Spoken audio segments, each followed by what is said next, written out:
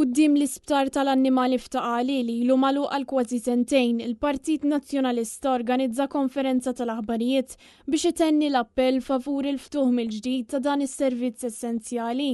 Konferenza li kienet indirizzata mix-Shadow Minister Jenny Sabela Ketkuti u minn Andrew Aġus, kandidat tal-Partit Nazzjonalista li huwa wkoll veterinarju. Jenny Sabela Ketkuti spjegat li l-ħarsin tal-annimali huwa suġġett tal-qalb il-Partit Nazzjonalista u l-eluq tal-isptar juri nuqqas ta' priorità min-naħa tal-Gvern.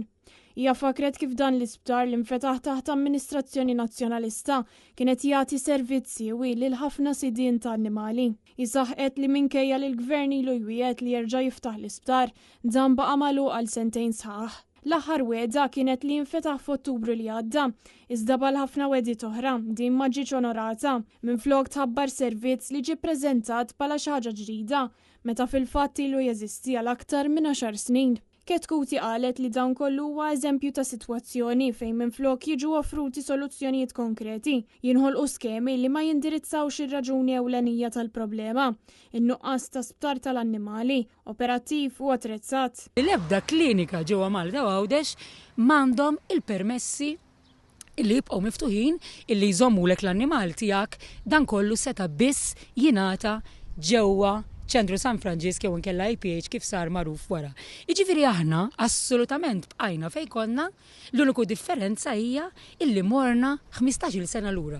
Gvern immexxi mill-Partit Nazzjonalista beda dawn l-inizjattivi kollha favur l-annimali tagħna, Gvern Laburista 15-il sena wara reġa' ħadna lura għal qabel biss maħlomna din il-ħolma. Min-naħa tiegħu il-veterinarju Andrew Aġus wara tħassib tiegħu dwar is-servizz li tħabbar il-ġimgħa li għaddiet.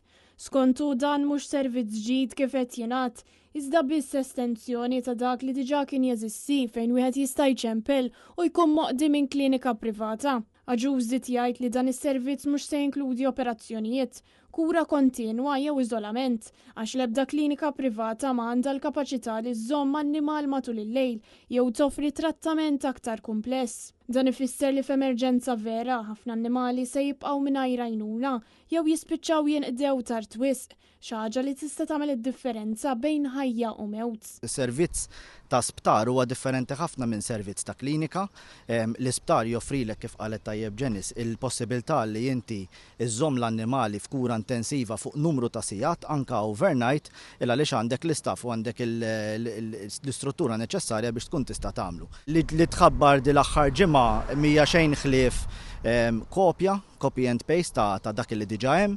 Ovvjament kien hemm xi inċentivi żgħar biex jippruvaw jagħmluha differenti, però ħolqu anka ċertu komplikazzjonijiet li aħna s'issadna ma nistgħux nifhmu dawn kif ħajaħdmu. Huwa wissa wkoll il-pjan tal-Gvern għal sistema ta' rotazzjoni fuq 3 reġjuni mhix fattibbli, speċjalment meta f'ċerti żoni bħal fit-Tramuntana ta' Malta lanqas biss hemm klinika veterinarja u f'Għawdex hemm biss 3.